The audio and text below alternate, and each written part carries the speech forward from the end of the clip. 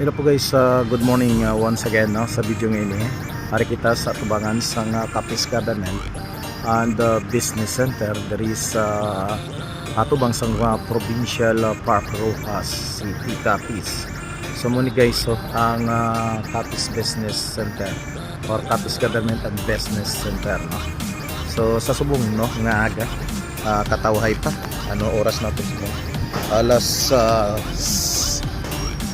8 no alas 8:10 guys no sa aga no mo ni sing palibot subong kataway sang mga baligyaan diri no sirado pa tungod gani nga masyado pa kaaga no Saturday kag bago lang natapos ang klase ng opisina kahapon no sa sulod naman sang isa ka semana kag subong kalabanan siguro gapaway ng mga tao and that is why no very silent ang area diri subong no.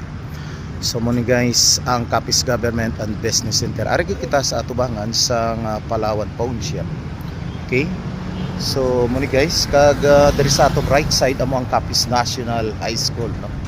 Diri nag-school ang aton isa ka apo no sa special science class nila no.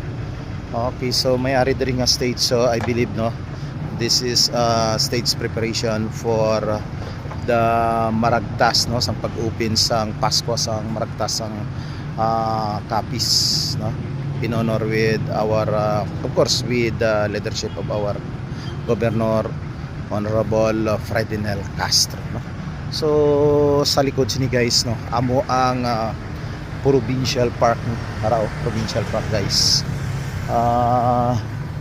Katuan nato no ang Provincial Park diri lang kita sagwa guys ha ang ari makita naton ang different pools no kay kon may kapistahan nga event no, so diri ang kada banwa naga-raise ang flag no para sa provincial and municipal flag diri.